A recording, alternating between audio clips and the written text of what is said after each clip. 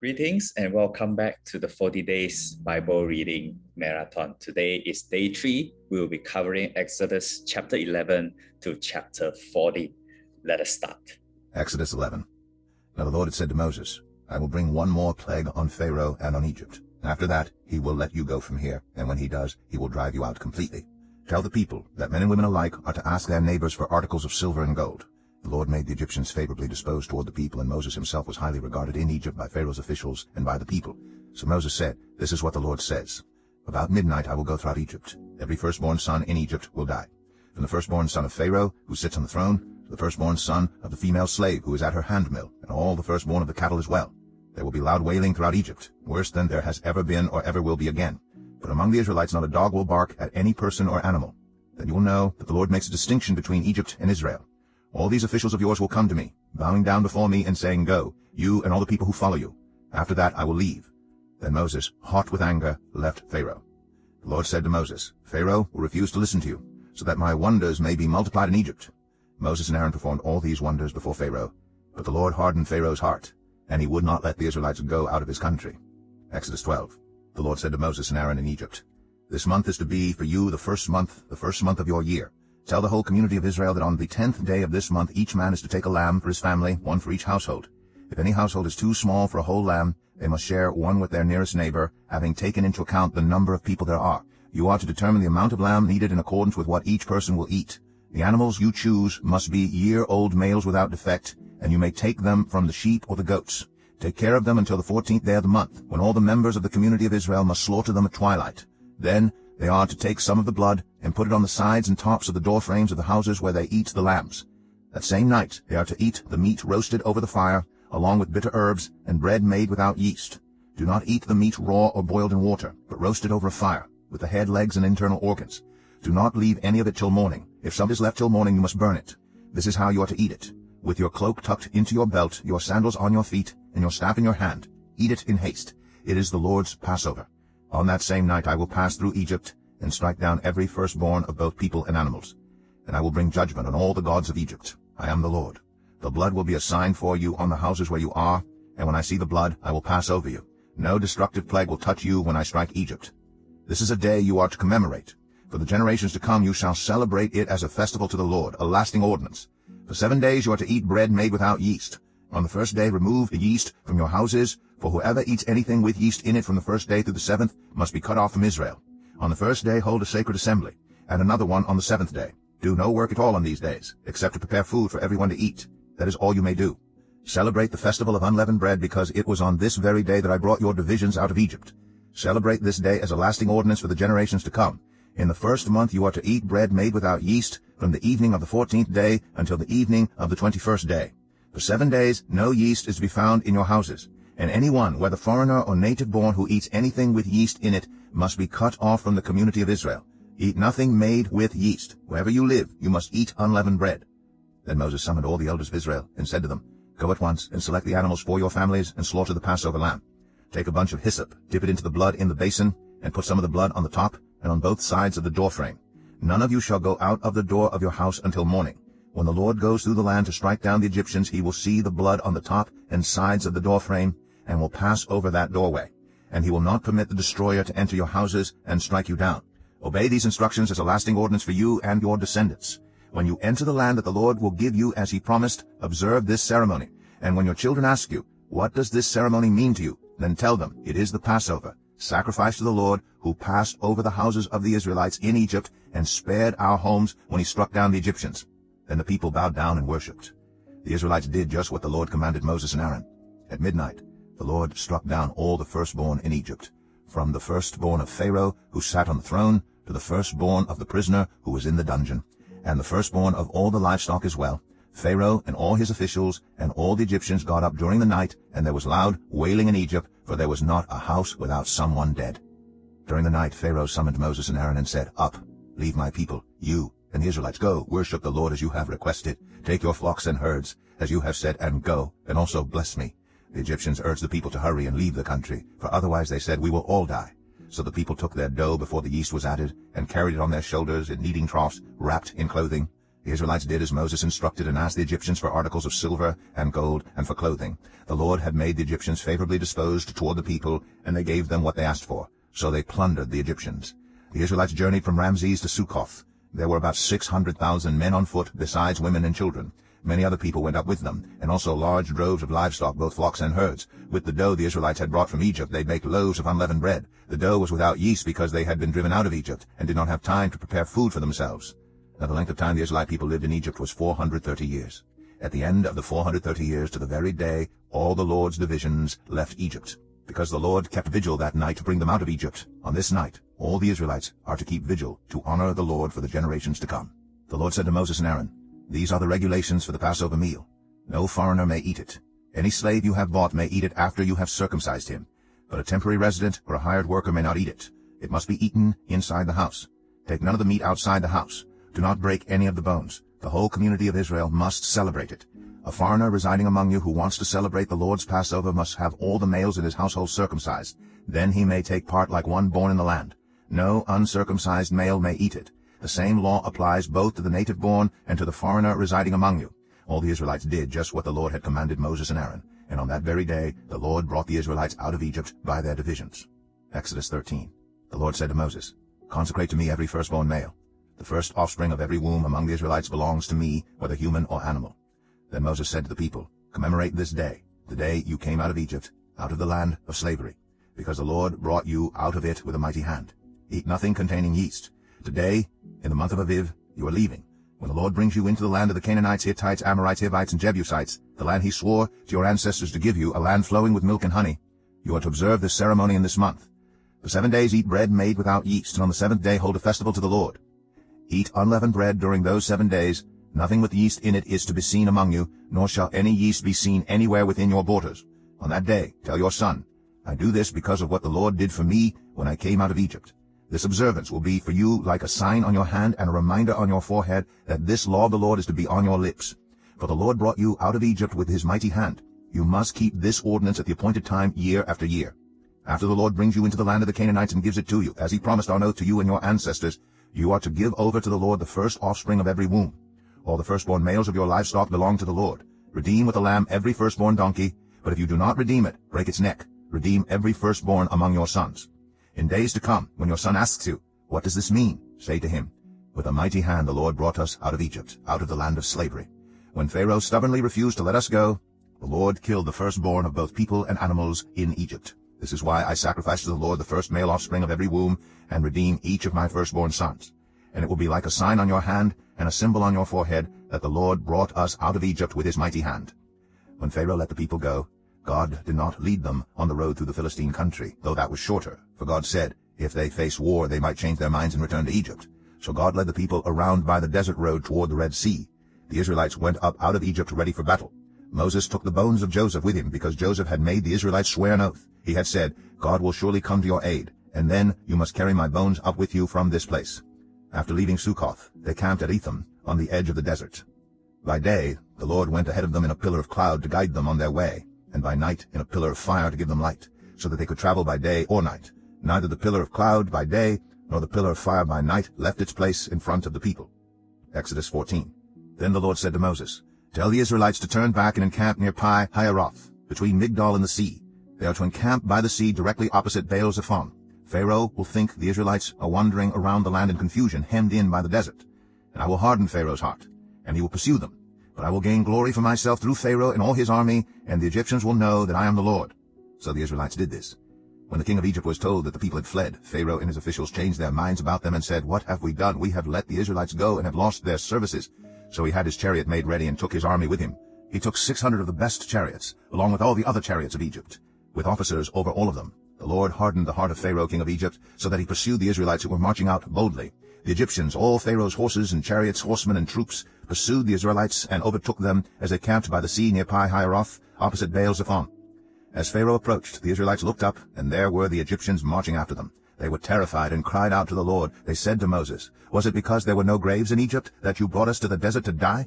What have you done to us by bringing us out of Egypt? Didn't we say to you in Egypt, Leave us alone, let us serve the Egyptians? It would have been better for us to serve the Egyptians than to die in the desert.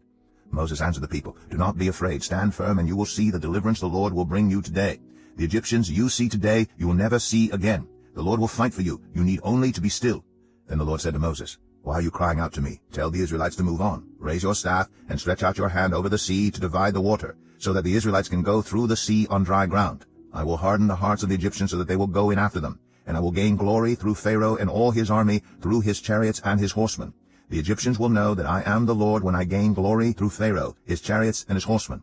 Then the angel of God, who had been traveling in front of Israel's army, withdrew and went behind them. The pillar of cloud also moved from in front and stood behind them, coming between the armies of Egypt and Israel. Throughout the night the cloud brought darkness to the one side and light to the other side, so neither went near the other all night long. Then Moses stretched out his hand over the sea, and all that night the Lord drove the sea back with a strong east wind, and turned it into dry land. The waters were divided, and the Israelites went through the sea on dry ground, with a wall of water on their right and on their left. The Egyptians pursued them, and all Pharaoh's horses and chariots and horsemen followed them into the sea. During the last watch of the night the Lord looked down from the pillar of fire and cloud at the Egyptian army and threw it into confusion. He jammed the wheels of their chariots so that they had difficulty driving. And the Egyptians said, "Let's get away from the Israelites. The Lord is fighting for them against Egypt." Then the Lord said to Moses, "Stretch out your hand over the sea, so that the waters may flow back over the Egyptians and their chariots and horsemen." Moses stretched out his hand over the sea, and at daybreak the sea went back to its place. The Egyptians were fleeing toward it, and the Lord swept them into the sea. The water flowed back and covered the chariots and horsemen, the entire army of Pharaoh that had followed the Israelites into the sea. Not one of them survived. But the Israelites went through the sea on dry ground, with a wall of water on their right and on their left. That day the Lord saved Israel from the hands of the Egyptians, and Israel saw the Egyptians lying dead on the shore. And when the Israelites saw the mighty hand of the Lord displayed against the Egyptians, the people feared the Lord and put their trust in him and in Moses his servant. Exodus 15. Then Moses and the Israelites sang this song to the Lord. "I will sing to the Lord, for he is highly exalted. Both horse and driver he has hurled into the sea. The Lord is my strength and my defense. He has become my salvation. He is my God, and I will praise him, my father's God, and I will exalt him. The Lord is a warrior. The Lord is his name. Pharaoh's chariots and his army he has hurled into the sea. The best of Pharaoh's officers are drowned in the Red Sea. The deep waters have covered them. They sank to the depths like a stone. Your right hand, Lord, was majestic in power. Your right hand, Lord, shattered the enemy. In the greatness of your majesty you threw down those who opposed you. You unleashed your burning anger. It consumed them like stubble. By the blast of your nostrils the waters piled up. The surging waters stood up like a wall. The deep waters congealed in the heart of the sea. The enemy boasted, "I will pursue. I will overtake them. I will divide the spoils. I will gorge myself on them. I will draw my sword, and my hand will destroy them." But you blew with your breath, and the sea covered them. They sank like lead in the mighty waters. Who among the gods is like you, Lord? Who is like you, majestic in holiness, awesome in glory, working wonders? You stretch out your right hand, and the earth swallows your enemies. In your unfailing love you will lead the people you have redeemed. In your strength you will guide them to your holy dwelling. The nations will hear and tremble. Anguish will grip the people of Philistia. The chiefs of Edom will be terrified. The leaders of Moab will be seized with trembling. The people of Canaan will melt away. Terror and dread will fall on them. By the power of your arm they will be as still as a stone, until your people pass by, Lord, until the people you bought pass by. You will bring them in and plant them on the mountain of your inheritance, the place, Lord, you made for your dwelling, the sanctuary, Lord, your hands established. The Lord reigns forever and ever. When Pharaoh's horses, chariots, and horsemen went into the sea, the Lord brought the waters of the sea back over them, but the Israelites walked through the sea on dry ground. Then Miriam, the prophet, Aaron's sister, took a timbrel in her hand, and all the women followed her with timbrels and dancing. Miriam sang to them, "Sing to the Lord, for he is highly exalted. Both horse and driver he has hurled into the sea." Then Moses led Israel from the Red Sea, and they went into the desert of Shur. For 3 days they traveled in the desert without finding water. When they came to Marah, they could not drink its water because it was bitter. That is why the place is called Marah. So the people grumbled against Moses, saying, "What are we to drink?" Then Moses cried out to the Lord, and the Lord showed him a piece of wood. He threw it into the water, and the water became fit to drink. There the Lord issued a ruling and instruction for them, and put them to the test. He said, "If you listen carefully to the Lord your God, and do what is right in his eyes, if you pay attention to his commands, and keep all his decrees, I will not bring on you any of the diseases I brought on the Egyptians, for I am the Lord, who heals you." Then they came to Elim, where there were 12 springs and 70 palm trees, and they camped there, near the water. Exodus 16. The whole Israelite community set out from Elim and came to the desert of Sin, which is between Elim and Sinai, on the 15th day of the 2nd month after they had come out of Egypt. In the desert the whole community grumbled against Moses and Aaron. The Israelites said to them, "If only we had died by the Lord's hand in Egypt. There we sat around pots of meat and ate all the food we wanted. But you have brought us out into this desert to starve this entire assembly to death." Then the Lord said to Moses, "I will rain down bread from heaven for you. The people are to go out each day and gather enough for that day. In this way I will test them and see whether they will follow my instructions. On the 6th day they are to prepare what they bring in, and that is to be twice as much as they gather on the other days." So Moses and Aaron said to all the Israelites, "In the evening you will know that it was the Lord who brought you out of Egypt. And in the morning you will see the glory of the Lord, because he has heard your grumbling against him. Who are we, that you should grumble against us?" Moses also said, "You will know that it was the Lord when he gives you meat to eat in the evening, and all the bread you want in the morning, because he has heard your grumbling against him. Who are we? You are not grumbling against us, but against the Lord." Then Moses told Aaron, "Say to the entire Israelite community, 'Come before the Lord, for he has heard your grumbling.'" While Aaron was speaking to the whole Israelite community, they looked toward the desert, and there was the glory of the Lord appearing in the cloud. The Lord said to Moses, "I've heard the grumbling of the Israelites. Tell them, at twilight you will eat meat, and in the morning you will be filled with bread. Then you will know that I am the Lord your God." That evening quail came and covered the camp, and in the morning there was a layer of dew around the camp. When the dew was gone, thin flakes like frost on the ground appeared on the desert floor. When the Israelites saw it, they said to each other, "What is it?" For they did not know what it was. Moses said to them, "It is the bread the Lord has given you to eat. This is what the Lord has commanded. Everyone is to gather as much as they need. Take an omer for each person you have in your tent." The Israelites did as they were told. Some gathered much, some little.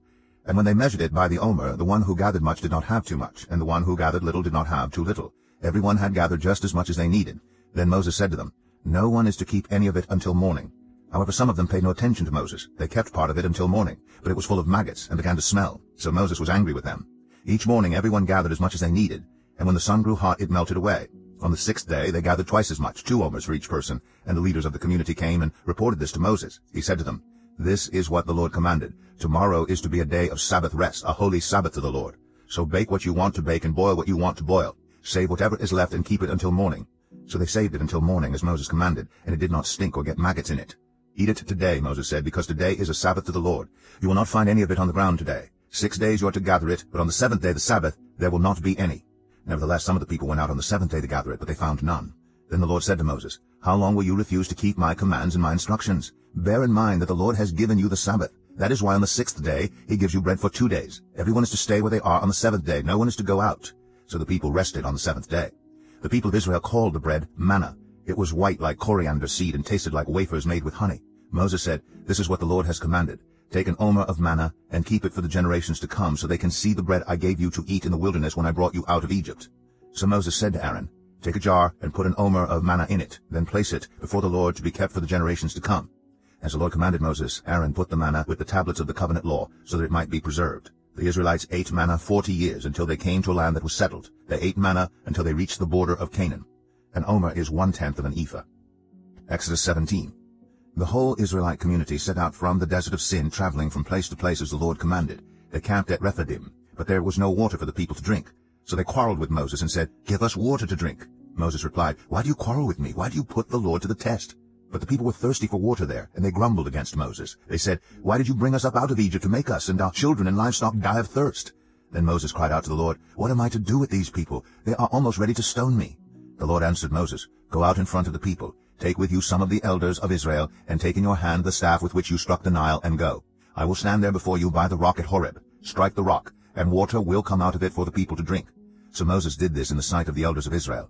And he called the place Massah and Meribah, because the Israelites quarreled, and because they tested the Lord, saying, "Is the Lord among us or not?" The Amalekites came and attacked the Israelites at Rephidim.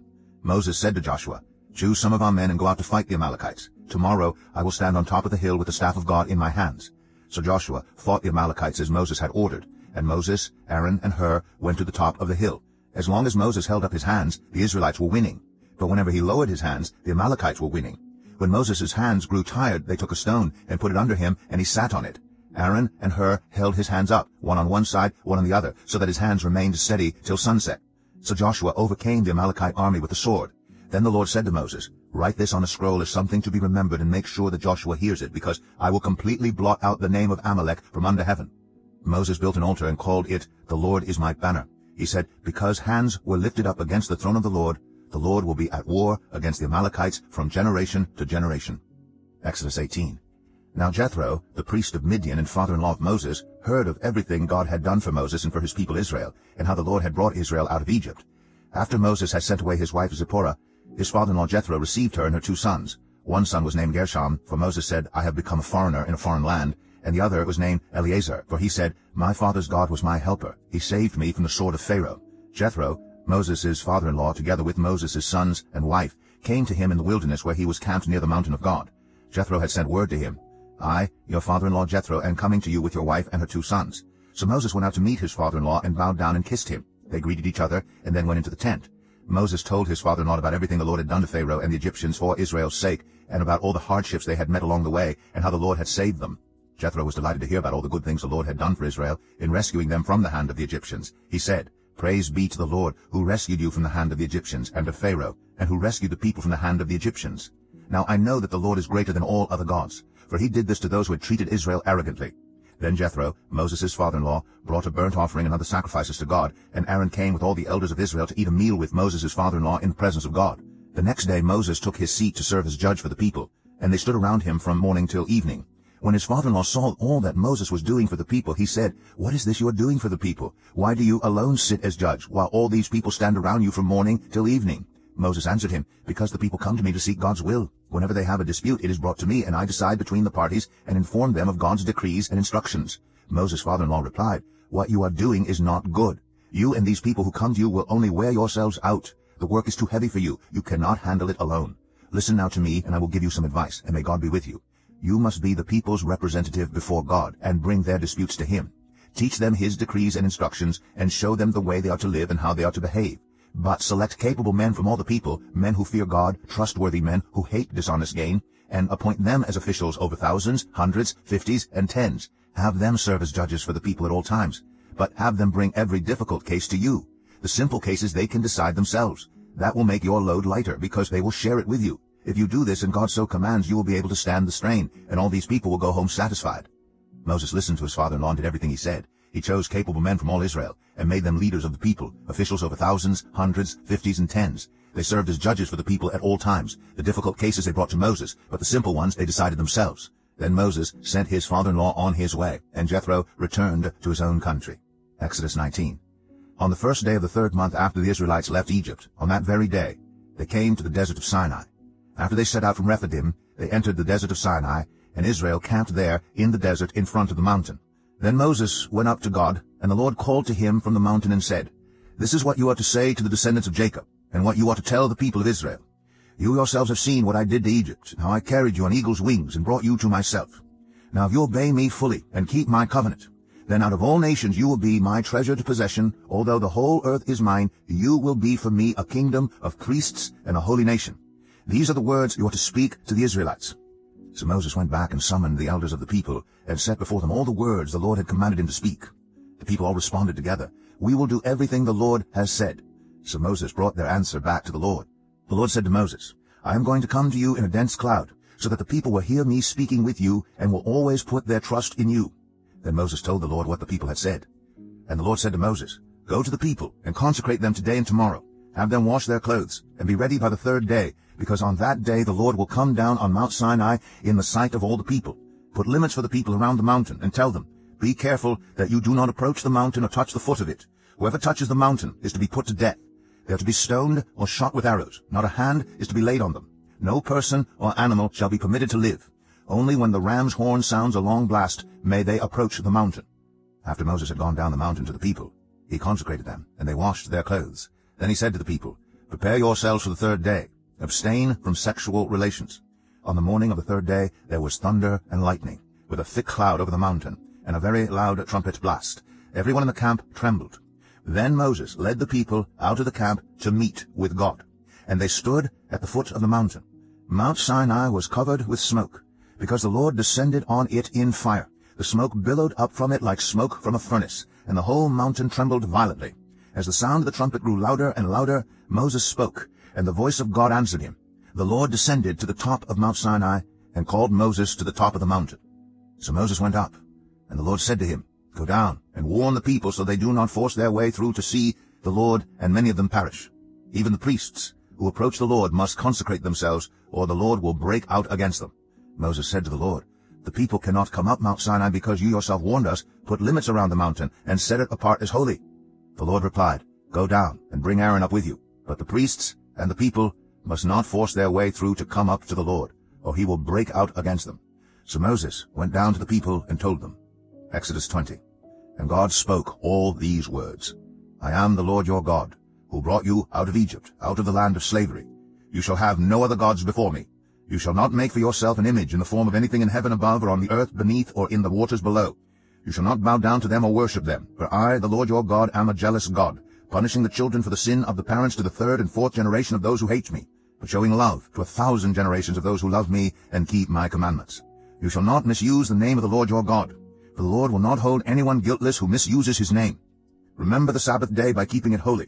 6 days you shall labor and do all your work, but the 7th day is a Sabbath to the Lord your God. On it you shall not do any work, neither you, nor your son or daughter, nor your male or female servant, nor your animals, nor any foreigner residing in your towns. For in 6 days the Lord made the heavens, and the earth, the sea, and all that is in them, but he rested on the 7th day. Therefore the Lord blessed the Sabbath day, and made it holy. Honor your father and your mother, so that you may live long in the land the Lord your God is giving you. You shall not murder. You shall not commit adultery. You shall not steal. You shall not give false testimony against your neighbor. You shall not covet your neighbor's house. You shall not covet your neighbor's wife, or his male or female servant, his ox or donkey, or anything that belongs to your neighbor. When the people saw the thunder and lightning, and heard the trumpet, and saw the mountain in smoke, they trembled with fear. They stayed at a distance and said to Moses, Speak to us yourself, and we will listen, but do not have God speak to us, or we will die. Moses said to the people, Do not be afraid. God has come to test you, so that the fear of God will be with you to keep you from sinning. The people remained at a distance, while Moses approached the thick darkness where God was. Then the Lord said to Moses, Tell the Israelites this, You have seen for yourselves that I have spoken to you from heaven. Do not make any gods to be alongside me.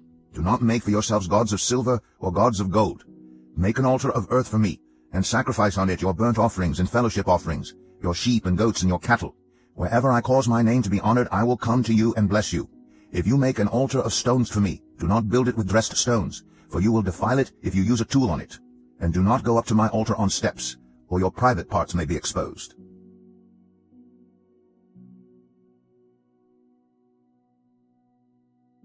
Exodus 21.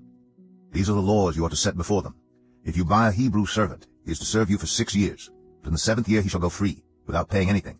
If he comes alone, he is to go free alone. But if he has a wife when he comes, she is to go with him. If his master gives him a wife and she bears him sons or daughters, the woman and her children shall belong to her master, and only the man shall go free. But if the servant declares, I love my master and my wife and children, and do not want to go free, then his master must take him before the judges. He shall take him to the door or the doorpost, and pierce his ear with an awl. Then he will be his servant for life. If a man sells his daughter as a servant, she is not to go free as male servants do. If she does not please the master who has selected her for himself, he must let her be redeemed. He has no right to sell her to foreigners, because he has broken faith with her. If he selects her for his son, he must grant her the rights of a daughter. If he marries another woman, he must not deprive the first one of her food, clothing, and marital rights. If he does not provide her with these 3 things, she is to go free without any payment of money. Anyone who strikes a person with a fatal blow is to be put to death. However, if it is not done intentionally, but God lets it happen, they are to flee to a place I will designate. But if anyone schemes and kills someone deliberately, that person is to be taken from my altar and put to death.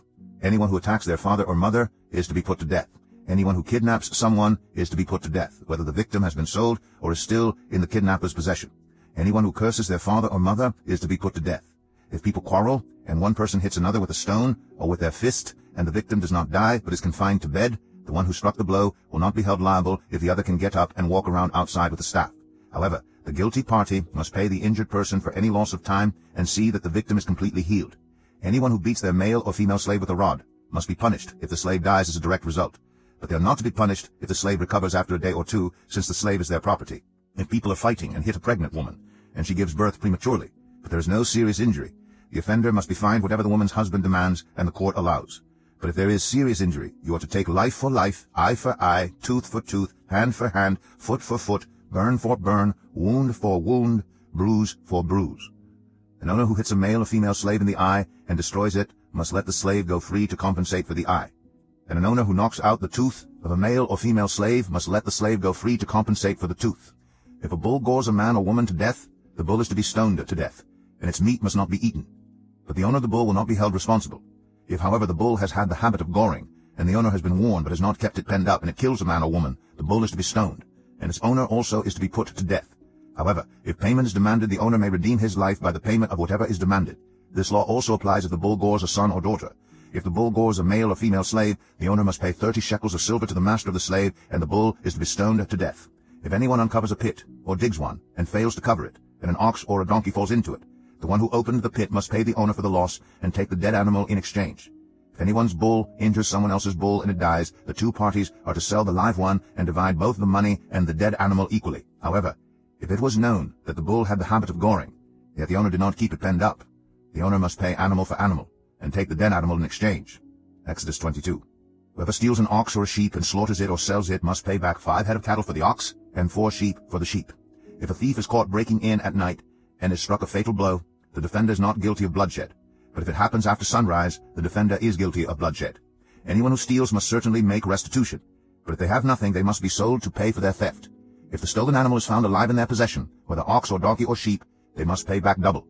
If anyone grazes their livestock in a field or vineyard and lets them stray and they graze in someone else's field, the offender must make restitution from the best of their own field or vineyard. If a fire breaks out and spreads into thorn bushes so that it burns shocks of grain or standing grain or the whole field, the one who started the fire must make restitution. If anyone gives a neighbor silver or goods for safekeeping, and they are stolen from the neighbor's house, the thief, if caught, must pay back double.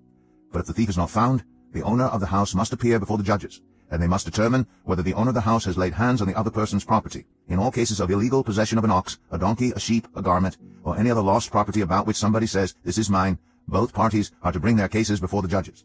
The one whom the judges declare guilty must pay back double to the other. If anyone gives a donkey, an ox, a sheep, or any other animal to their neighbor for safekeeping, and it dies or is injured or is taken away while no one is looking, the issue between them will be settled by the taking of an oath before the Lord that the neighbor did not lay hands on the other person's property. The owner is to accept this, and no restitution is required.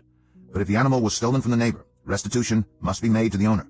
If it was torn to pieces by a wild animal, the neighbor shall bring in the remains as evidence and shall not be required to pay for the torn animal. If anyone borrows an animal from their neighbor, and it is injured or dies while the owner is not present, they must make restitution. But if the owner is with the animal, the borrower will not have to pay. If the animal was hired, the money paid for the hire covers the loss. If a man seduces a virgin who is not pledged to be married and sleeps with her, he must pay the bride price, and she shall be his wife. If her father absolutely refuses to give her to him, he must still pay the bride price for virgins. Do not allow a sorceress to live. Anyone who has sexual relations with an animal is to be put to death. Whoever sacrifices to any god other than the Lord must be destroyed. Do not mistreat or oppress a foreigner, for you were foreigners in Egypt. Do not take advantage of the widow or the fatherless. If you do, and they cry out to me, I will certainly hear their cry. My anger will be aroused, and I will kill you with the sword. Your wives will become widows, and your children fatherless. If you lend money to one of my people among you who is needy, do not treat it like a business deal. Charge no interest. If you take your neighbor's cloak as a pledge, return it by sunset, because that cloak is the only covering your neighbor has. What else can they sleep in? When they cry out to me, I will hear, for I am compassionate. Do not blaspheme God or curse the ruler of your people. Do not hold back offerings from your granaries or your vats. You must give me the firstborn of your sons. Do the same with your cattle and your sheep. Let them stay with their mothers for 7 days, but give them to me on the 8th day. You are to be my holy people. So do not eat the meat of an animal torn by wild beasts. Throw it to the dogs. Exodus 23. Do not spread false reports. Do not help a guilty person by being a malicious witness. Do not follow the crowd in doing wrong. When you give testimony in a lawsuit, do not pervert justice by siding with the crowd. And do not show favoritism to a poor person in a lawsuit. If you come across your enemy's ox or donkey wandering off, be sure to return it. If you see the donkey of someone who hates you fallen down under its load, do not leave it there. Be sure you help them with it. Do not deny justice to your poor people in their lawsuits. Have nothing to do with a false charge, and do not put an innocent or honest person to death, for I will not acquit the guilty. Do not accept a bribe, for a bribe blinds those who see and twists the words of the innocent. Do not oppress a foreigner. You yourselves know how it feels to be foreigners, because you were foreigners in Egypt. For 6 years you are to sow your fields and harvest the crops. But during the 7th year, let the land lie unplowed and unused. Then the poor among your people may get food from it, and the wild animals may eat what is left. Do the same with your vineyard and your olive grove. 6 days do your work, but on the 7th day do not work, so that your ox and your donkey may rest, and so that the slave born in your household and the foreigner living among you may be refreshed. Be careful to do everything I have said to you. Do not invoke the names of other gods. Do not let them be heard on your lips. 3 times a year you are to celebrate a festival to me. Celebrate the festival of unleavened bread. For 7 days eat bread made without yeast, as I commanded you. Do this at the appointed time in the month of Aviv, for in that month you came out of Egypt. No one is to appear before me empty-handed. Celebrate the festival of harvest with the first fruits of the crops you sow in your field. Celebrate the festival of ingathering at the end of the year, when you gather in your crops from the field. 3 times a year all the men are to appear before the sovereign Lord. Do not offer the blood of a sacrifice to me along with anything containing yeast. The fat of my festival offerings must not be kept until morning. Bring the best of the first fruits of your soil to the house of the Lord your God. Do not cook a young goat in its mother's milk. See, I am sending an angel ahead of you to guard you along the way and to bring you to the place I have prepared. Pay attention to him and listen to what he says. Do not rebel against him. He will not forgive your rebellion, since my name is in him. If you listen carefully to what he says and do all that I say, I will be an enemy to your enemies and will oppose those who oppose you. My angel will go ahead of you and bring you into the land of the Amorites, Hittites, Perizzites, Canaanites, Hivites, and Jebusites, and I will wipe them out. Do not bow down before their gods or worship them or follow their practices. You must demolish them and break their sacred stones to pieces. Worship the Lord your God, and his blessing will be on your food and water. I will take away sickness from among you, and none will miscarry or be barren in your land. I will give you a full lifespan. I will send my terror ahead of you and throw into confusion every nation you encounter. I will make all your enemies turn their backs and run. I will send the hornet ahead of you to drive the Hivites, Canaanites, and Hittites out of your way. But I will not drive them out in a single year, because the land would become desolate and the wild animals too numerous for you. Little by little I will drive them out before you, until you have increased enough to take possession of the land. I will establish your borders from the Red Sea to the Mediterranean Sea, and from the desert to the Euphrates River. I will give into your hands the people who live in the land, and you will drive them out before you. Do not make a covenant with them or with their gods. Do not let them live in your land, or they will cause you to sin against me, because the worship of their gods will certainly be a snare to you. Exodus 24. Then the Lord said to Moses, Come up to the Lord, you and Aaron, Nadab and Abihu, and 70 of the elders of Israel. You are to worship at a distance, but Moses alone is to approach the Lord.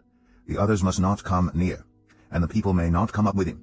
When Moses went and told the people all the Lord's words and laws, they responded with one voice, Everything the Lord has said, we will do. Moses then wrote down everything the Lord had said. He got up early the next morning and built an altar at the foot of the mountain, and set up 12 stone pillars representing the 12 tribes of Israel. Then he sent young Israelite men, and they offered burnt offerings and sacrificed young bulls as fellowship offerings to the Lord. Moses took half of the blood and put it in bowls, and the other half he splashed against the altar. Then he took the book of the covenant and read it to the people. They responded, We will do everything the Lord has said. We will obey. Moses then took the blood, sprinkled it on the people, and said, This is the blood of the covenant that the Lord has made with you in accordance with all these words. Moses and Aaron, Nadab and Abihu, and the 70 elders of Israel went up and saw the God of Israel. Under his feet was something like a pavement made of lapis lazuli, as bright blue as the sky. But God did not raise his hand against these leaders of the Israelites. They saw God, and they ate and drank. The Lord said to Moses, Come up to me on the mountain and stay here, and I will give you the tablets of stone with the law and commandments I have written for their instruction. Then Moses set out with Joshua his aide, and Moses went up on the mountain of God. He said to the elders, Wait here for us until we come back to you. Aaron and Hur are with you, and anyone involved in a dispute can go to them. When Moses went up on the mountain, the cloud covered it, and the glory of the Lord settled on Mount Sinai. For 6 days the cloud covered the mountain, and on the 7th day the Lord called to Moses from within the cloud. To the Israelites the glory of the Lord looked like a consuming fire on top of the mountain. Then Moses entered the cloud as he went on up the mountain, and he stayed on the mountain 40 days and 40 nights. Exodus 25. The Lord said to Moses, Tell the Israelites to bring me an offering. You are to receive the offering from me from everyone whose heart prompts them to give. These are the offerings you are to receive from them: gold, silver, and bronze, blue, purple, and scarlet yarn, and fine linen, goat hair, ram skins dyed red, and another type of durable leather, acacia wood, olive oil for the light, spices for the anointing oil and for the fragrant incense, and onyx stones and other gems to be mounted on the ephod and breastpiece. Then have them make a sanctuary for me, and I will dwell among them. Make this tabernacle and all its furnishings exactly like the pattern I will show you. Have them make an ark of acacia wood, 2.5 cubits long, 1.5 cubits wide, and 1.5 cubits high. Overlay it with pure gold, both inside and out, and make a gold molding around it. Cast 4 gold rings for it, and fasten them to its 4 feet, with 2 rings on one side and 2 rings on the other. Then make poles of acacia wood, and overlay them with gold. Insert the poles into the rings on the sides of the ark to carry it. The poles are to remain in the rings of this ark. They are not to be removed. Then put in the ark the tablets of the covenant law, which I will give you. Make an atonement cover of pure gold, 2.5 cubits long and 1.5 cubits wide, and make 2 cherubim out of hammered gold at the ends of the cover. Make 1 cherub on one end and the second cherub on the other. Make the cherubim of one piece with the cover at the 2 ends. The cherubim are to have their wings spread upward, overshadowing the cover with them. The cherubim are to face each other, looking toward the cover. Place the cover on top of the ark, and put in the ark the tablets of the covenant law that I will give you. There, above the cover, between the two cherubim that are over the ark of the covenant law, I will meet with you, and give you all my commands for the Israelites. Make a table of acacia wood, 2 cubits long, a cubit wide, and a cubit and a half high. Overlay it with pure gold, and make a gold molding around it. Also make around it a rim, a handbreadth wide, and put a gold molding on the rim. Make 4 gold rings for the table, and fasten them to the 4 corners where the 4 legs are. The rings are to be close to the rim, to hold the poles used in carrying the table. Make the poles of acacia wood, overlay them with gold, and carry the table with them. And make its plates and dishes of pure gold, as well as its pitchers and bowls for the pouring out of offerings. Put the bread of the presence on this table to be before me at all times. Make a lampstand of pure gold. Hammer out its base and shaft, and make its flower-like cups, buds, and blossoms of one piece with them. 6 branches are to extend from the sides of the lampstand, 3 on one side and 3 on the other. 3 cups shaped like almond flowers with buds and blossoms are to be on one branch, 3 on the next branch, and the same for all 6 branches extending from the lampstand. And on the lampstand there are to be 4 cups shaped like almond flowers with buds and blossoms. 1 bud shall be under the first pair of branches extending from the lampstand, a 2nd bud under the 2nd pair, and a 3rd bud under the 3rd pair, 6 branches in all. The buds and branches shall all be of one piece with the lampstand, hammered out of pure gold. Then make its 7 lamps, and set them up on it so that they light the space in front of it. Its wick trimmers and trays are to be of pure gold. A talent of pure gold is to be used for the lampstand and all these accessories. See that you make them according to the pattern shown you on the mountain. Exodus 26. Make the tabernacle with 10 curtains of finely twisted linen and blue, purple and scarlet yarn, with cherubim woven into them by a skilled worker. All the curtains are to be the same size, 28 cubits long and 4 cubits wide. Join 5 of the curtains together, and do the same with the other 5. Make loops of blue material along the edge of the end curtain in one set, and do the same with the end curtain in the other set. Make 50 loops on one curtain, and 50 loops on the end curtain of the other set, with the loops opposite each other. Then make 50 gold clasps, and use them to fasten the curtains together so that the tabernacle is a unit. Make curtains of goat hair for the tent over the tabernacle, 11 altogether. All 11 curtains are to be the same size, 30 cubits long and 4 cubits wide. Join 5 of the curtains together into one set, and the other 6 into another set. Fold the 6th curtain double at the front of the tent. Make 50 loops along the edge of the end curtain in one set, and also along the edge of the end curtain in the other set. Then make 50 bronze clasps, and put them in the loops to fasten the tent together as a unit. As for the additional length of the tent curtains, the half curtain that is left over is to hang down at the rear of the tabernacle.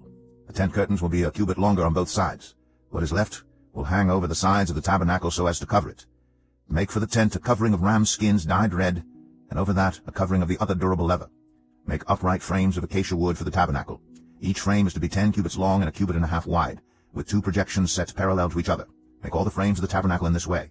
Make 20 frames for the south side of the tabernacle, and make 40 silver bases to go under them, 2 bases for each frame, 1 under each projection.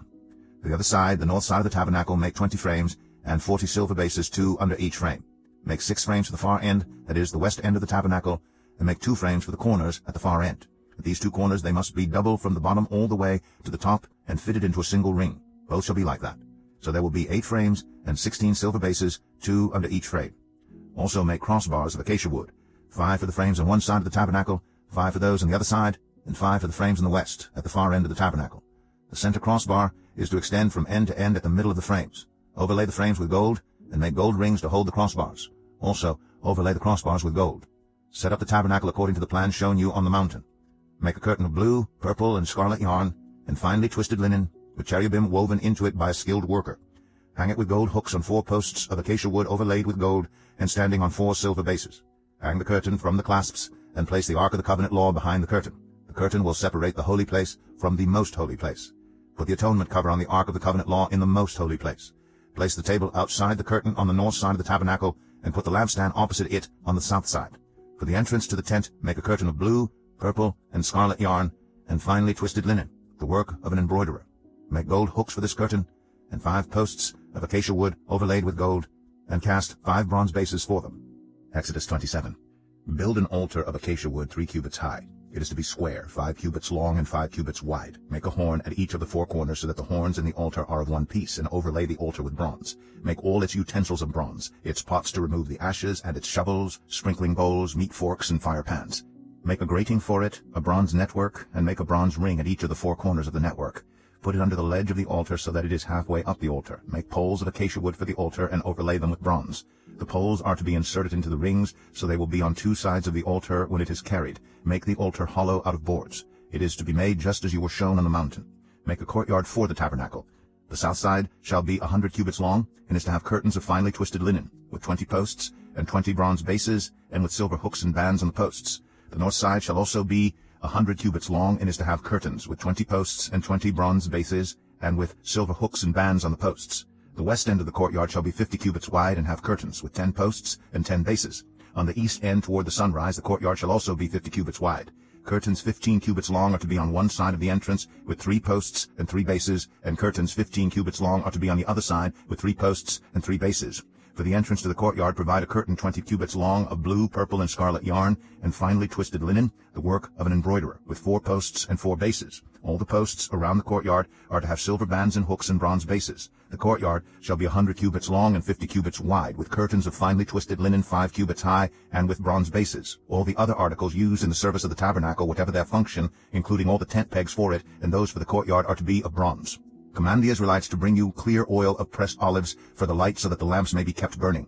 In the tent of meeting, outside the curtain that shields the ark of the covenant law, Aaron and his sons are to keep the lamps burning before the Lord from evening till morning. This is to be a lasting ordinance among the Israelites for the generations to come. Exodus 28.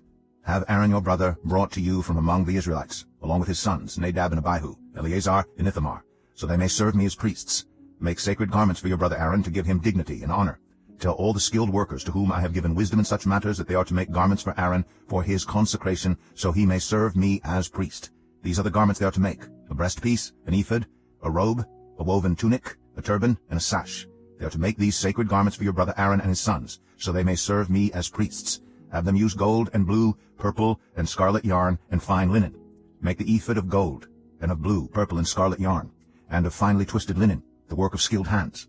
It is to have 2 shoulder pieces attached to 2 of its corners, so it can be fastened. Its skillfully woven waistband is to be like it, of 1 piece with the ephod, and made with gold, and with blue, purple, and scarlet yarn, and with finely twisted linen. Take 2 onyx stones, and engrave on them the names of the sons of Israel in the order of their birth, 6 names on one stone, and the remaining 6 on the other. Engrave the names of the sons of Israel on the 2 stones the way a gem cutter engraves a seal.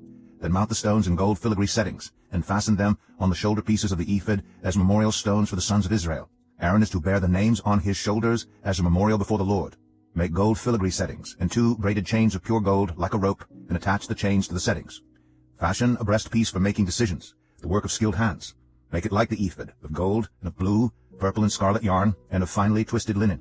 It is to be square, a span long and a span wide, and folded double. Then mount 4 rows of precious stones on it. The first row shall be carnelian, chrysolite, and beryl. The second row shall be turquoise, lapis lazuli, and emerald. The third row shall be jacinth, agate, and amethyst. The fourth row shall be topaz, onyx, and jasper. Mount them in gold filigree settings. There are to be 12 stones, 1 for each of the names of the sons of Israel, each engraved like a seal, with the name of one of the 12 tribes. For the breastpiece, make braided chains of pure gold, like a rope. Make 2 gold rings for it, and fasten them to 2 corners of the breastpiece. Fasten the 2 gold chains to the rings at the corners of the breastpiece, and the other ends of the chains to the 2 settings, attaching them to the shoulder pieces of the ephod at the front. Make 2 gold rings and attach them to the other 2 corners of the breastpiece on the inside edge next to the ephod. Make 2 more gold rings and attach them to the bottom of the shoulder pieces on the front of the ephod, close to the seam just above the waistband of the ephod. The rings of the breastpiece are to be tied to the rings of the ephod with blue cord connecting it to the waistband, so that the breastpiece will not swing out from the ephod. Whenever Aaron enters the holy place, he will bear the names of the sons of Israel over his heart on the breastpiece of decision as a continuing memorial before the Lord. Also put the Urim and the Thummim in the breastpiece, so they may be over Aaron's heart whenever he enters the presence of the Lord. Thus Aaron will always bear the means of making decisions for the Israelites over his heart before the Lord. Make the robe of the ephod entirely of blue cloth, with an opening for the head in its center. There shall be a woven edge like a collar around this opening, so that it will not tear. Make pomegranates of blue, purple, and scarlet yarn around the hem of the robe, with gold bells between them. The gold bells and the pomegranates are to alternate around the hem of the robe. Aaron must wear it when he ministers. The sound of the bells will be heard when he enters the holy place before the Lord, and when he comes out, so that he will not die. Make a plate of pure gold, and engrave on it as on a seal, holy to the Lord. Fasten a blue cord to it to attach it to the turban. It is to be on the front of the turban. It will be on Aaron's forehead, and he will bear the guilt involved in the sacred gifts the Israelites consecrate, whatever their gifts may be. It will be on Aaron's forehead continually, so that they will be acceptable to the Lord. Weave the tunic of fine linen, and make the turban of fine linen. The sash is to be the work of an embroiderer. Make tunics, sashes, and caps for Aaron's sons, to give them dignity and honor.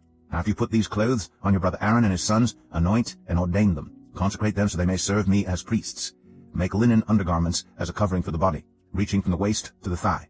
Aaron and his sons must wear them whenever they enter the tent of meeting or approach the altar to minister in the holy place, so that they will not incur guilt and die.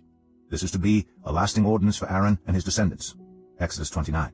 This is what you are to do to consecrate them, so they may serve me as priests. Take a young bull and 2 rams without defect, and from the finest wheat flour make round loaves without yeast, thick loaves without yeast and with olive oil mixed in, and thin loaves without yeast and brushed with olive oil. Put them in a basket and present them along with the bull and the 2 rams. Then bring Aaron and his sons to the entrance to the tent of meeting, and wash them with water. Take the garments and dress Aaron with the tunic, the robe of the ephod itself, and the breastpiece. Fasten the ephod on him by its skillfully woven waistband. Put the turban on his head, and attach the sacred emblem to the turban. Take the anointing oil and anoint him by pouring it on his head. Bring his sons and dress them in tunics and fasten caps on them. Then tie sashes on Aaron and his sons. The priesthood is theirs by a lasting ordinance. Then you shall ordain Aaron and his sons. Bring the bull to the front of the tent of meeting, and Aaron and his sons shall lay their hands on its head. Slaughter it in the Lord's presence at the entrance to the tent of meeting. Take some of the bull's blood and put it on the horns of the altar with your finger, and pour out the rest of it at the base of the altar. Then take all the fat on the internal organs, the long lobe of the liver, and both kidneys with the fat on them, and burn them on the altar. But burn the bull's flesh and its hide, and its intestines outside the camp. It is a sin offering. Take one of the rams, and Aaron and his sons shall lay their hands on its head. Slaughter it, and take the blood and splash it against the sides of the altar. Cut the ram into pieces, and wash the internal organs and the legs, putting them with the head and the other pieces. Then burn the entire ram on the altar. It is a burnt offering to the Lord, a pleasing aroma, a food offering presented to the Lord. Take the other ram, and Aaron and his sons shall lay their hands on its head. Slaughter it, take some of its blood, and put it on the lobes of the right ears of Aaron and his sons, on the thumbs of their right hands, and on the big toes of their right feet. Then splash blood against the sides of the altar. And take some blood from the altar, and some of the anointing oil, and sprinkle it on Aaron and his garments, and on his sons and their garments. Then he and his sons and their garments will be consecrated. Take from this ram the fat tail, the fat on the internal organs, the long lobe of the liver, both kidneys with the fat on them, and the right thigh. This is the ram for the ordination. From the basket of bread made without yeast, which is before the Lord, take 1 round loaf, 1 thick loaf with olive oil mixed in, and 1 thin loaf. Put all these in the hands of Aaron and his sons, and have them wave them before the Lord as a wave offering. Then take them from their hands, and burn them on the altar along with the burnt offering for a pleasing aroma to the Lord, a food offering presented to the Lord. After you take the breast of the ram for Aaron's ordination, wave it before the Lord as a wave offering, and it will be your share. Consecrate those parts of the ordination ram that belong to Aaron and his sons.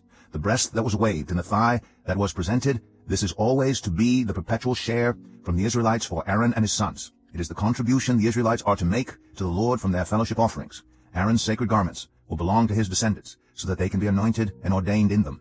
The son who succeeds him as priest and comes to the tent of meeting to minister in the holy place is to wear them 7 days. Take the ram for the ordination and cook the meat in a sacred place. At the entrance to the tent of meeting, Aaron and his sons are to eat the meat of the ram and the bread that is in the basket. They are to eat these offerings by which atonement was made for their ordination and consecration. But no one else may eat them, because they are sacred. And if any of the meat of the ordination ram or any bread is left over till morning, burn it up. It must not be eaten, because it is sacred. Do for Aaron and his sons everything I have commanded you, taking 7 days to ordain them. Sacrifice a bull each day as a sin offering to make atonement. Purify the altar by making atonement for it, and anoint it to consecrate it. For 7 days make atonement for the altar and consecrate it.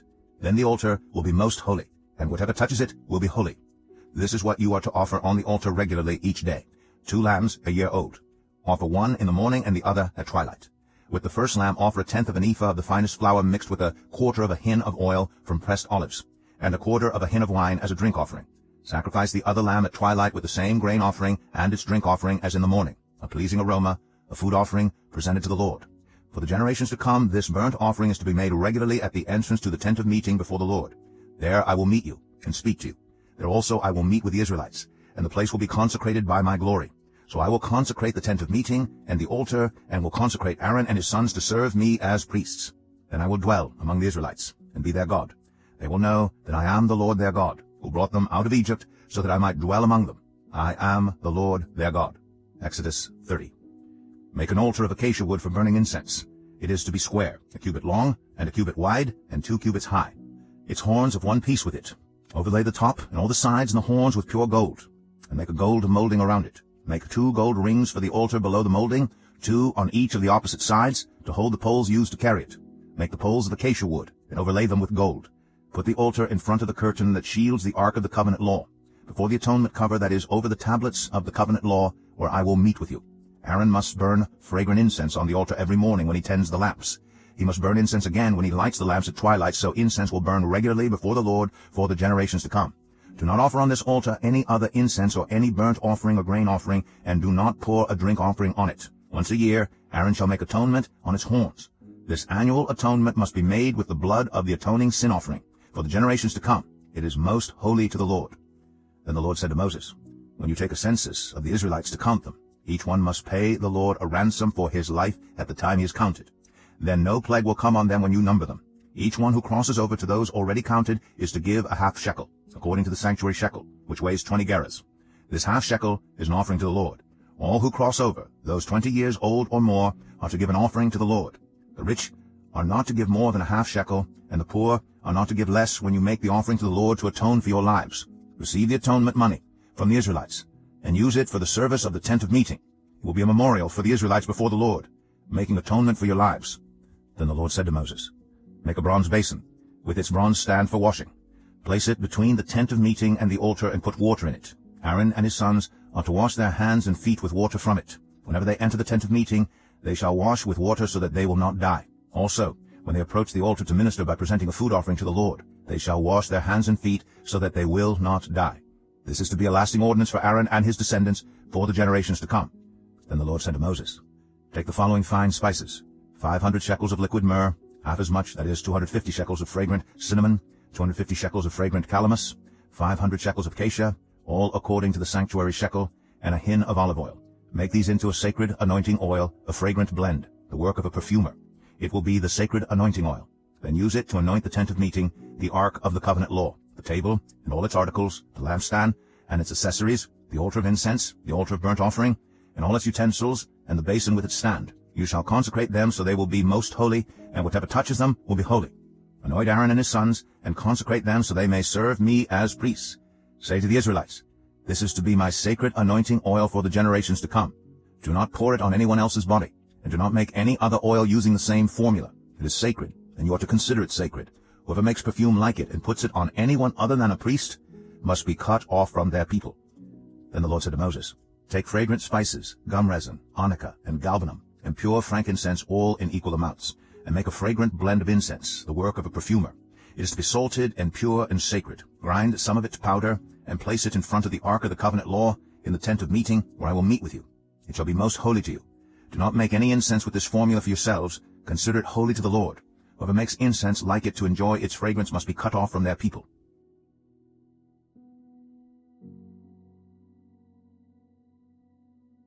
Exodus 31. Then the Lord said to Moses, see, I have chosen Bezalel, son of Uri, son of Hur, of the tribe of Judah, and I have filled him with the Spirit of God, with wisdom, with understanding, with knowledge, and with all kinds of skills, to make artistic designs for work in gold, silver, and bronze, to cut and set stones, to work in wood, and to engage in all kinds of crafts. Moreover, I have appointed Aholiab, son of Ahisamach, of the tribe of Dan, to help him.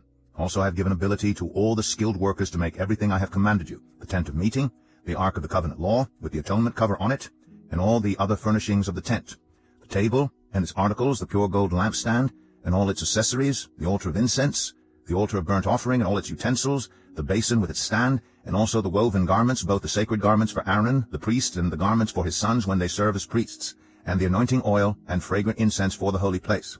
They are to make them just as I commanded you.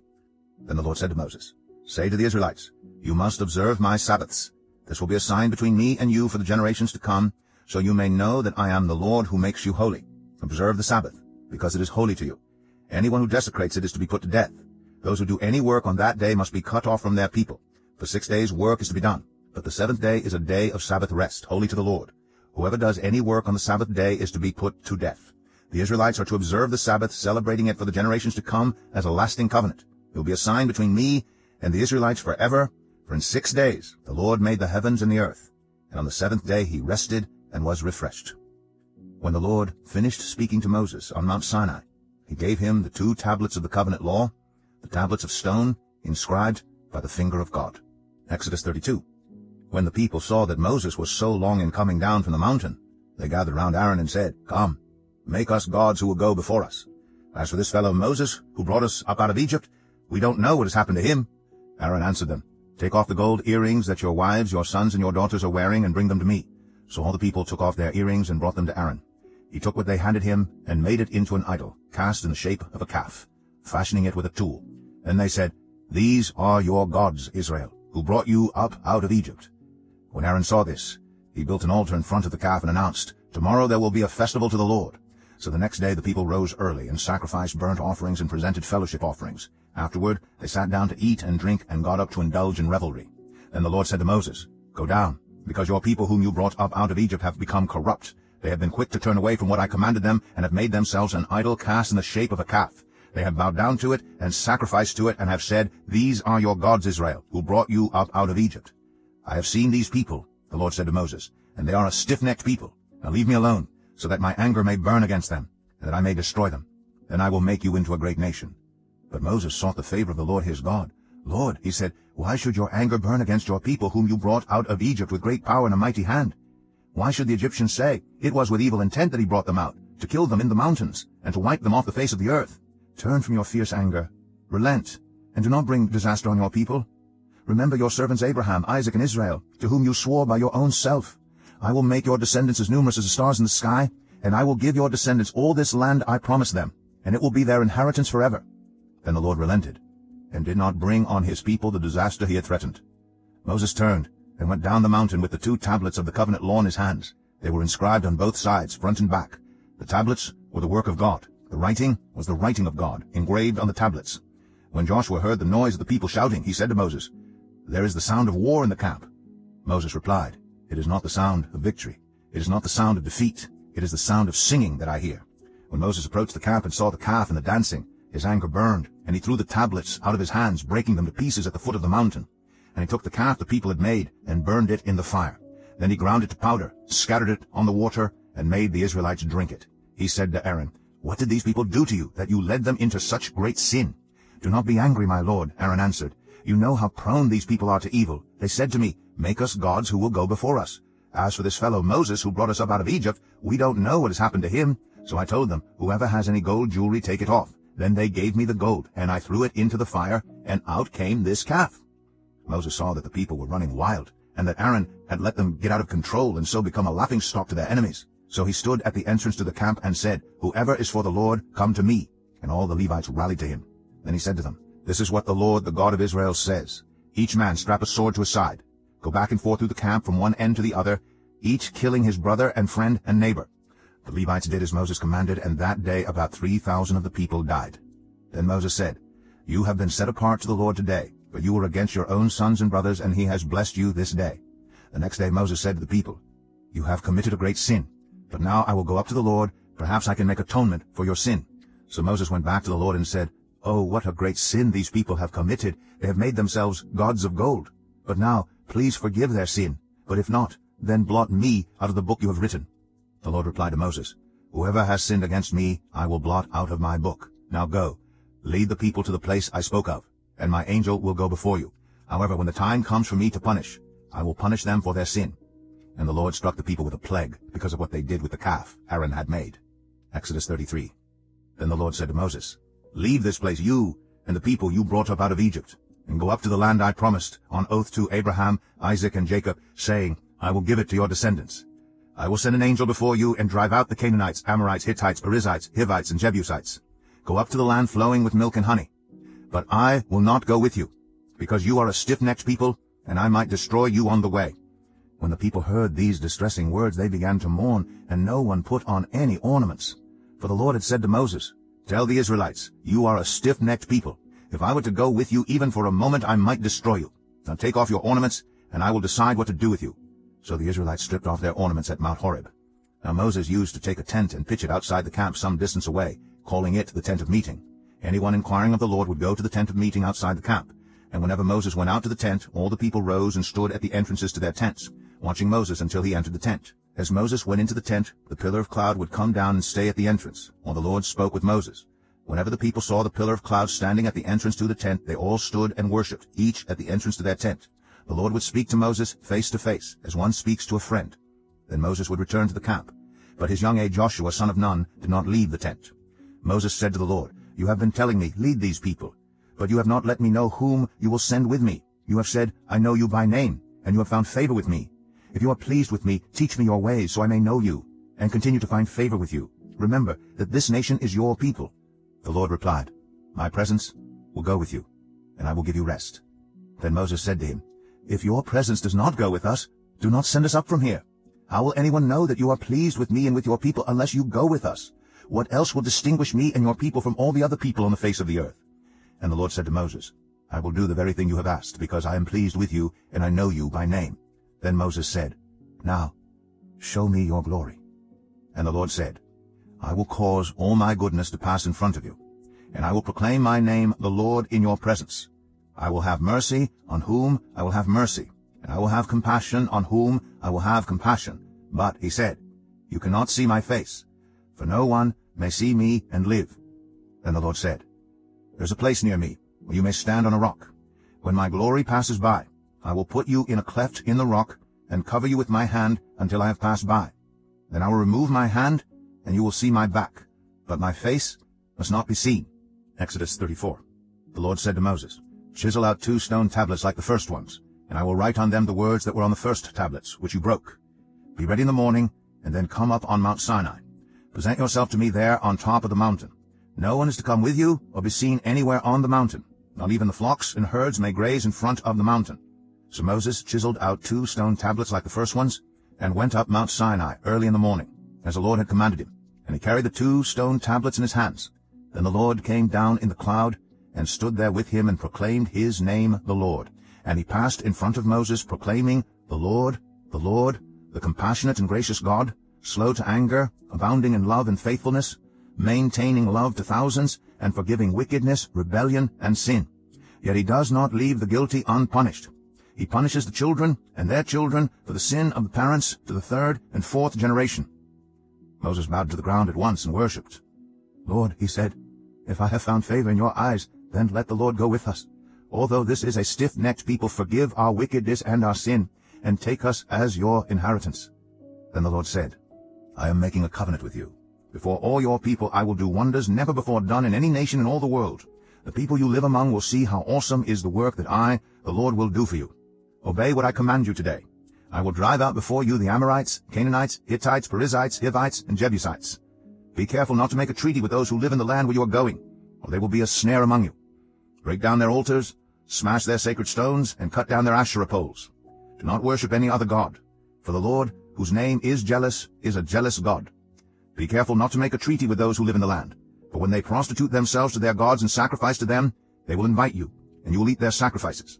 And when you choose some of their daughters as wives for your sons, and those daughters prostitute themselves to their gods, they will lead your sons to do the same. Do not make any idols. Celebrate the festival of unleavened bread. For 7 days eat bread made without yeast, as I commanded you. Do this at the appointed time in the month of Aviv, for in that month you came out of Egypt. The first offspring of every womb belongs to me, including all the firstborn males of your livestock, whether from herd or flock. Redeem the firstborn donkey with a lamb, but if you do not redeem it, break its neck. Redeem all your firstborn sons. No one is to appear before me empty-handed. 6 days you shall labor, but on the 7th day you shall rest. Even during the plowing season and harvest you must rest. Celebrate the festival of weeks with the first fruits of the wheat harvest, and the festival of ingathering at the turn of the year. 3 times a year all your men are to appear before the sovereign Lord, the God of Israel. I will drive out nations before you, and enlarge your territory, and no one will covet your land when you go up 3 times each year to appear before the Lord your God.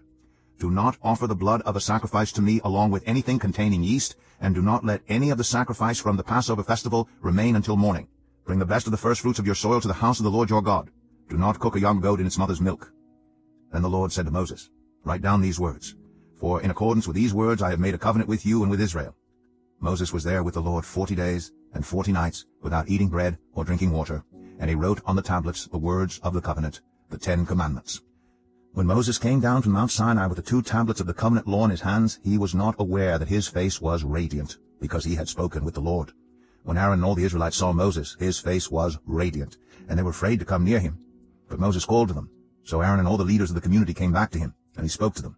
Afterward all the Israelites came near him, and he gave them all the commands the Lord had given him on Mount Sinai. When Moses finished speaking to them, he put a veil over his face. But whenever he entered the Lord's presence to speak with him, he removed the veil until he came out. And when he came out and told the Israelites what he had been commanded, they saw that his face was radiant. Then Moses would put the veil back over his face until he went in to speak with the Lord. Exodus 35. Moses assembled the whole Israelite community and said to them, These are the things the Lord has commanded you to do. For 6 days work is to be done. But the 7th day shall be your holy day, a day of Sabbath rest to the Lord. Whoever does any work on it is to be put to death. Do not light a fire in any of your dwellings on the Sabbath day. Moses said to the whole Israelite community, This is what the Lord has commanded. From what you have, take an offering for the Lord. Everyone who is willing is to bring to the Lord an offering of gold, silver, and bronze, blue, purple, and scarlet yarn, and fine linen, goat hair, ram skins dyed red, and another type of durable leather, acacia wood, olive oil for the light, spices for the anointing oil, and for the fragrant incense, and onyx stones, and other gems to be mounted on the ephod and breastpiece. All who are skilled among you are to come and make everything the Lord has commanded, the tabernacle with its tent, and its covering, clasps, frames, crossbars, posts, and bases, the ark with its poles and the atonement cover, and the curtain that shields it, the table with its poles, and all its articles, and the bread of the presence, the lampstand that is for light with its accessories, lamps, and oil for the light, the altar of incense with its poles, the anointing oil, and the fragrant incense, the curtain for the doorway at the entrance to the tabernacle, the altar of burnt offering with its bronze grating, its poles, and all its utensils, the bronze basin with its stand, the curtains of the courtyard with its posts and bases, and the curtain for the entrance to the courtyard, the tent pegs for the tabernacle and for the courtyard, and their ropes, the woven garments worn for ministering in the sanctuary, both the sacred garments for Aaron the priest, and the garments for his sons when they serve as priests. Then the whole Israelite community withdrew from Moses' presence, and everyone who was willing and whose heart moved them came and brought an offering to the Lord for the work on the tent of meeting, for all its service, and for the sacred garments. All who were willing, men and women alike, came and brought gold jewelry of all kinds, brooches, earrings, rings, and ornaments. They all presented their gold as a wave offering to the Lord. Everyone who had blue, purple, or scarlet yarn, or fine linen, or goat hair, or ram skins dyed red, or the other durable leather, brought them. Those presenting an offering of silver or bronze brought it as an offering to the Lord, and everyone who had acacia wood for any part of the work brought it. Every skilled woman spun with her hands and brought what she had spun, blue, purple, or scarlet yarn, or fine linen. And all the women who were willing and had the skill spun the goat hair. The leaders brought onyx stones and other gems to be mounted on the ephod and breastpiece. They also brought spices and olive oil for the light, and for the anointing oil, and for the fragrant incense. All the Israelite men and women who were willing brought to the Lord freewill offerings for all the work the Lord through Moses had commanded them to do. And Moses said to the Israelites, See, the Lord has chosen Bezalel son of Uri, the son of Hur, of the tribe of Judah, and he has filled him with the Spirit of God, with wisdom, with understanding, with knowledge, and with all kinds of skills, to make artistic designs for work in gold, silver, and bronze, to cut and set stones, to work in wood, and to engage in all kinds of artistic crafts. And he has given both him and Oholiab, son of Ahisamach, of the tribe of Dan, the ability to teach others. He has filled them with skill to do all kinds of work, as engravers, designers, embroiderers in blue, purple, and scarlet yarn, and fine linen, and weavers, all of them skilled workers and designers. Exodus 36. So Bezalel, Oholiab, and every skilled person to whom the Lord has given skill and ability to know how to carry out all the work of constructing the sanctuary are to do the work just as the Lord has commanded. Then Moses summoned Bezalel and Oholiab, and every skilled person to whom the Lord had given ability and who was willing to come and do the work. They received from Moses all the offerings the Israelites had brought to carry out the work of constructing the sanctuary. And the people continued to bring freewill offerings morning after morning. So all the skilled workers who were doing all the work on the sanctuary left what they were doing and said to Moses, The people are bringing more than enough for doing the work the Lord commanded to be done. Then Moses gave an order, and they sent this word throughout the camp, No man or woman is to make anything else as an offering for the sanctuary. And so the people were restrained from bringing more, because what they already had was more than enough to do all the work. All those who were skilled among the workers made the tabernacle with 10 curtains of finely twisted linen, and blue, purple, and scarlet yarn, with cherubim woven into them by expert hands. All the curtains were the same size, 28 cubits long and 4 cubits wide. They joined 5 of the curtains together, and did the same with the other 5. Then they made loops of blue material along the edge of the end curtain in one set, and the same was done with the end curtain in the other set. They also made 50 loops on one curtain, and 50 loops on the end curtain of the other set, with the loops opposite each other. Then they made 50 gold clasps, and used them to fasten the 2 sets of curtains together, so that the tabernacle was a unit. They made curtains of goat hair for the tent over the tabernacle, 11 altogether. All 11 curtains were the same size, 30 cubits long and 4 cubits wide. They joined 5 of the curtains into one set, and the other 6 into another set. Then they made 50 loops along the edge of the end curtain in one set, and also along the edge of the end curtain in the other set. They made 50 bronze clasps to fasten the tent together as a unit. Then they made for the tent a covering of ram skins dyed red, and over that a covering of the other durable leather. They made upright frames of acacia wood for the tabernacle. Each frame was 10 cubits long and 1.5 cubits wide, with 2 projections set parallel to each other. They made all the frames of the tabernacle in this way. They made 20 frames for the south side of the tabernacle, and made 40 silver bases to go under them, 2 bases for each frame, 1 under each projection. For the other side, the north side of the tabernacle, they made 20 frames and 40 silver bases, 2 under each frame. They made 6 frames for the far end, that is the west end of the tabernacle, and 2 frames were made for the corners of the tabernacle at the far end. At these 2 corners the frames were double from the bottom all the way to the top and fitted into a single ring. Both were made alike. So there were 8 frames and 16 silver bases, 2 under each frame. They also made crossbars of acacia wood, 5 for the frames on one side of the tabernacle, 5 for those on the other side, and 5 for the frames on the west, at the far end of the tabernacle. They made the center crossbar so that it extended from end to end at the middle of the frames. They overlaid the frames with gold, and made gold rings to hold the crossbars. They also overlaid the crossbars with gold. They made the curtain of blue, purple, and scarlet yarn, and finely twisted linen, with cherubim woven into it by a skilled worker. They made 4 posts of acacia wood for it, and overlaid them with gold. They made gold hooks for them, and cast their 4 silver bases. For the entrance to the tent, they made a curtain of blue, purple, and scarlet yarn, and finely twisted linen, the work of an embroiderer. And they made 5 posts with hooks for them. They overlaid the tops of the posts, and their bands with gold, and made their 5 bases of bronze. Exodus 37. Bezalel made the ark of acacia wood, 2.5 cubits long, 1.5 cubits wide, and 1.5 cubits high. He overlaid it with pure gold, both inside and out, and made a gold molding around it. He cast 4 gold rings for it, and fastened them to its 4 feet, with 2 rings on one side and 2 rings on the other. Then he made poles of acacia wood, and overlaid them with gold. And he inserted the poles into the rings on the sides of the ark to carry it. He made the atonement cover of pure gold, 2.5 cubits long and 1.5 cubits wide. Then he made 2 cherubim out of hammered gold at the ends of the cover. He made 1 cherub on one end and the second cherub on the other. At the 2 ends he made them of one piece with the cover. The cherubim had their wings spread upward, overshadowing the cover with them. The cherubim faced each other, looking toward the cover. They made the table of acacia wood, 2 cubits long, 1 cubit wide, and 1.5 cubits high. Then they overlaid it with pure gold and made a gold molding around it. They also made around it a rim, a handbreadth wide, and put a gold molding on the rim. They cast 4 gold rings for the table and fastened them to the 4 corners where the 4 legs were. The rings were put close to the rim to hold the poles used in carrying the table. The poles for carrying the table were made of acacia wood and were overlaid with gold. And they made from pure gold the articles for the table, its plates and dishes and bowls and its pitchers for the pouring out of drink offerings. They made the lampstand of pure gold. They hammered out its base and shaft and made its flower-like cups, buds, and blossoms of one piece with them. 6 branches extended from the sides of the lampstand, 3 on one side and 3 on the other. 3 cups shaped like almond flowers with buds and blossoms were on one branch, 3 on the next branch, and the same for all 6 branches extending from the lampstand. And on the lampstand were 4 cups shaped like almond flowers with buds and blossoms. 1 bud was under the first pair of branches extending from the lampstand, a 2nd bud under the 2nd pair, and a 3rd bud under the 3rd pair, 6 branches in all. The buds and the branches were all of one piece with the lampstand hammered out of pure gold. They made its 7 lamps as well as its wick trimmers and trays of pure gold. They made the lampstand and all its accessories from 1 talent of pure gold. They made the altar of incense out of acacia wood. It was square, 1 cubit long and 1 cubit wide and 2 cubits high. Its horns of one piece with it. They overlaid the top and all the sides and the horns with pure gold, and made a gold molding around it. They made 2 gold rings below the molding, 2 on each of the opposite sides, to hold the poles used to carry it. They made the poles of acacia wood and overlaid them with gold. They also made the sacred anointing oil and the pure, fragrant incense, the work of a perfumer. Exodus 38.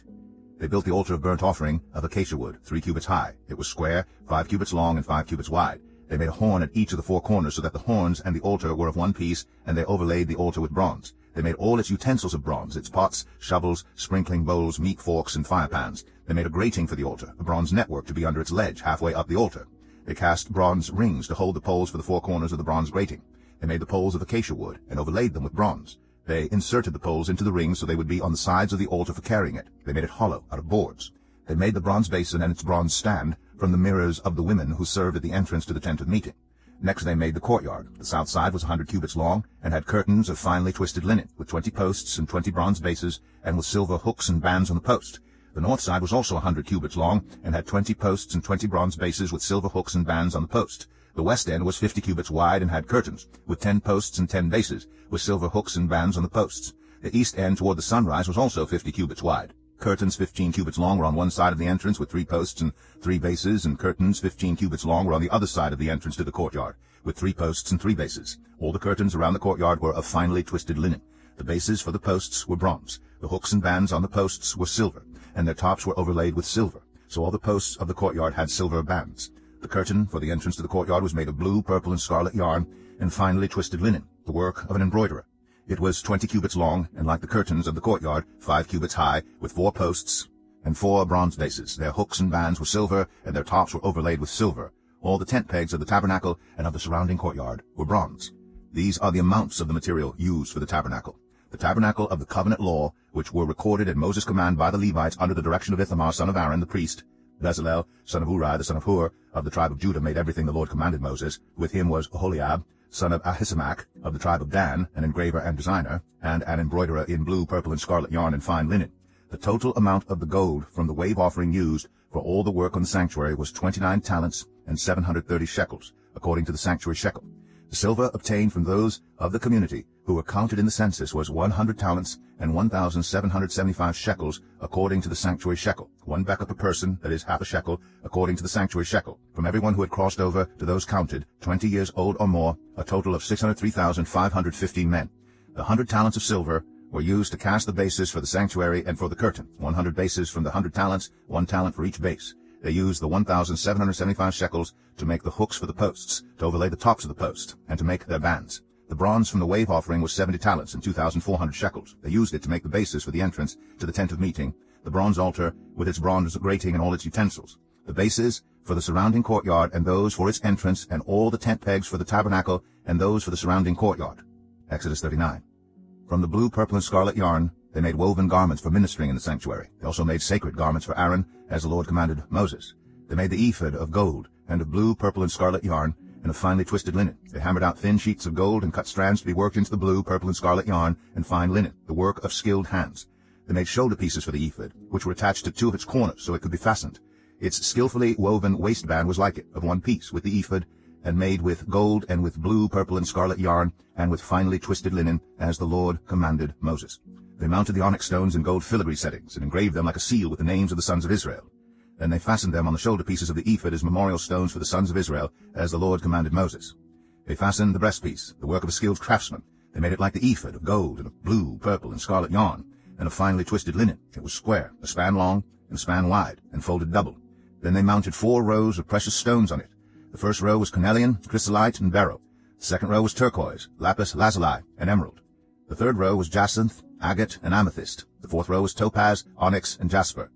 They were mounted in gold filigree settings. There were 12 stones, 1 for each of the names of the sons of Israel, each engraved like a seal with the name of one of the 12 tribes. For the breastpiece they made braided chains of pure gold, like a rope. They made 2 gold filigree settings and 2 gold rings, and fastened the rings to 2 of the corners of the breastpiece.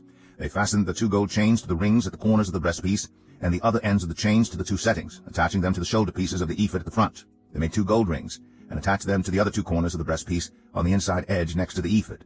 Then they made 2 more gold rings, and attached them to the bottom of the shoulder pieces on the front of the ephod, close to the seam, just above the waistband of the ephod. They tied the rings of the breastpiece to the rings of the ephod with blue cord, connecting it to the waistband so that the breastpiece would not swing out from the ephod, as the Lord commanded Moses. They made the robe of the ephod entirely of blue cloth, the work of a weaver, with an opening in the center of the robe like the opening of a collar, and a band around this opening so that it would not tear. They made pomegranates of blue, purple, and scarlet yarn and finely twisted linen around the hem of the robe. And they made bells of pure gold and attached them around the hem between the pomegranates. The bells and pomegranates alternated around the hem of the robe to be worn for ministering, as the Lord commanded Moses. For Aaron and his sons they made tunics of fine linen, the work of a weaver, and the turban of fine linen, the linen caps, and the undergarments of finely twisted linen. The sash was made of finely twisted linen and blue, purple, and scarlet yarn, the work of an embroiderer, as the Lord commanded Moses. They made the plate, the sacred emblem, out of pure gold, and engraved on it, like an inscription on a seal, Holy to the Lord. Then they fastened a blue cord to it to attach it to the turban, as the Lord commanded Moses. So all the work on the tabernacle, the tent of meeting, was completed. The Israelites did everything just as the Lord commanded Moses. Then they brought the tabernacle to Moses, the tent and all its furnishings, its clasps, frames, crossbars, posts, and bases, the covering of ram skins dyed red, and the covering of another durable leather, and the shielding curtain, the ark of the covenant law with its poles, and the atonement cover, the table with all its articles, and the bread of the presence, the pure gold lampstand with its row of lamps and all its accessories, and the olive oil for the light, the gold altar, the anointing oil, the fragrant incense, and the curtain for the entrance to the tent, the bronze altar with its bronze grating, its poles and all its utensils, the basin with its stand, the curtains of the courtyard with its posts and bases, and the curtain for the entrance to the courtyard, the ropes and tent pegs for the courtyard, all the furnishings for the tabernacle, the tent of meeting, and the woven garments worn for ministering in the sanctuary, both the sacred garments for Aaron the priest, and the garments for his sons when serving as priests. The Israelites had done all the work just as the Lord had commanded Moses. Moses inspected the work and saw that they had done it just as the Lord had commanded. So Moses blessed them. Exodus 40. Then the Lord said to Moses, set up the tabernacle, the tent of meeting, on the first day of the first month. Place the ark of the covenant law in it, and shield the ark with the curtain. Bring in the table, and set out what belongs on it. Then bring in the lampstand, and set up its lamps. Place the gold altar of incense in front of the ark of the covenant law, and put the curtain at the entrance to the tabernacle. Place the altar of burnt offering in front of the entrance to the tabernacle, the tent of meeting. Place the basin between the tent of meeting and the altar, and put water in it. Set up the courtyard around it, and put the curtain at the entrance to the courtyard. Take the anointing oil, and anoint the tabernacle and everything in it. Consecrate it, and all its furnishings, and it will be holy. Then anoint the altar of burnt offering and all its utensils. Consecrate the altar, and it will be most holy. Anoint the basin and its stand, and consecrate them. Bring Aaron and his sons to the entrance to the tent of meeting, and wash them with water. Then dress Aaron in the sacred garments. Anoint him, and consecrate him, so he may serve me as priest. Bring his sons, and dress them in tunics. Anoint them just as you anointed their father, so they may serve me as priests. Their anointing will be to a priesthood that will continue throughout their generations. Moses did everything just as the Lord commanded him. So the tabernacle was set up on the first day of the first month in the second year. When Moses set up the tabernacle, he put the bases in place, erected the frames, inserted the crossbars, and set up the posts. Then he spread the tent over the tabernacle, and put the covering over the tent, as the Lord commanded him. He took the tablets of the covenant law and placed them in the ark, attached the poles to the ark, and put the atonement cover over it. Then he brought the ark into the tabernacle, and hung the shielding curtain, and shielded the ark of the covenant law, as the Lord commanded him. Moses placed the table in the tent of meeting on the north side of the tabernacle outside the curtain, and set out the bread on it before the Lord, as the Lord commanded him. He placed the lampstand in the tent of meeting opposite the table on the south side of the tabernacle, and set up the lamps before the Lord, as the Lord commanded him. Moses placed the gold altar in the tent of meeting in front of the curtain, and burned fragrant incense on it, as the Lord commanded him. Then he put up the curtain at the entrance to the tabernacle. He set the altar of burnt offering near the entrance to the tabernacle, the tent of meeting, and offered on it burnt offerings and grain offerings, as the Lord commanded him. He placed the basin between the tent of meeting and the altar, and put water in it for washing. And Moses and Aaron and his sons used it to wash their hands and feet. They washed whenever they entered the tent of meeting or approached the altar, as the Lord commanded Moses. Then Moses set up the courtyard around the tabernacle and altar, and put up the curtain at the entrance to the courtyard, and so Moses finished the work. Then the cloud covered the tent of meeting, and the glory of the Lord filled the tabernacle. Moses could not enter the tent of meeting because the cloud had settled on it, and the glory of the Lord filled the tabernacle. In all the travels of the Israelites, whenever the cloud lifted from above the tabernacle, they would set out.